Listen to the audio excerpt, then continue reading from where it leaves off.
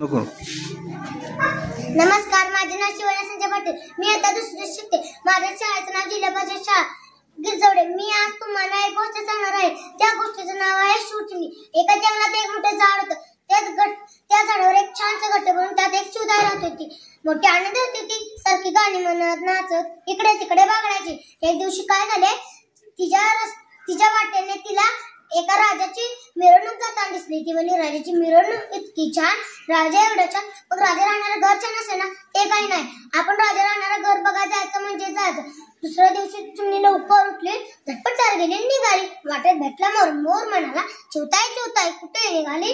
राजाच्या महालात जाईल, गाई मदाने खाईल, कारंजा आत नाही, राजाचे पणगार झोपेल.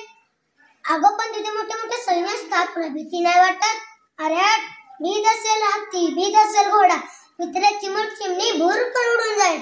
अगं पण जातच तर हे गे माझे पिसे, त्या पिसांच्या छानशा प्रकर्षू आणि मग घालून जा. मग चिमणी ते पिसे घेतली, त्या पिसांच्या छानशा प्रकर्षून घालून गेली. जाताना वाटेत भेटला पोपट. पोपट म्हणाला, चिवताई चिवताई कुठे निघाली? राजाच्या महालात जाईल, डाळी मदाने खाईल, कारंजा आत नाही, राजाचे पणगार झोपेल. अगं पण तिथे मोठे मोठे सैन्य असतात, तुला भीती नाही वाटत?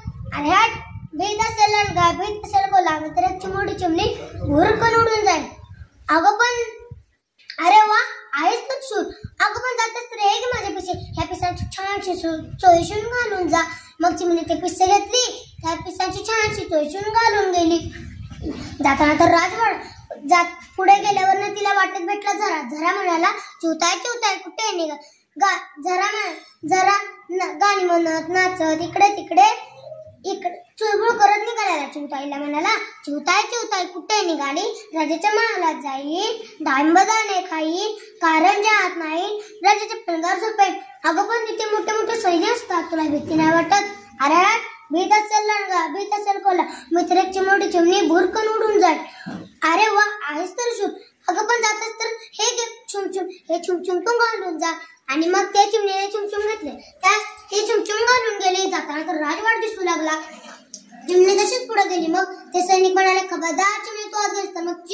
मग चिमणी तशीच आत गेली. आणि मग त्या सैनिकाने तिच्यावर बंदुकीचा नेम धरला. आणि मग चिमणी वर गेली, भुरकन खाली आली.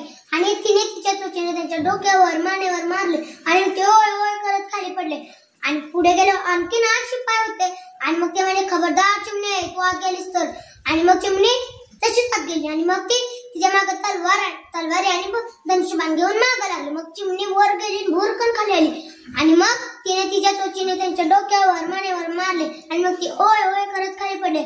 आत गेल्यावर राजापाशी जाऊन बसली. आणि राजा म्हणाला, ए चिमणी तू आत कशा आलीस? मग चिमणी त्याला सगळी हकीकत सांगली. मग राजा म्हणाला, अरे वा, आहेस तर शूर. मग चिमणीने पूर्ण महाल बघून घेतला. डाळिंबदाणे खाली, कारंजात नाहीली, राजाच्या मोमो पणगार झोपली. चिमणी स्वप्ने पूर्ण झाली. आणि मग ती सकाळी उठून तिच्या घरला गेली. आणि मग चिमणीची स्वप्ने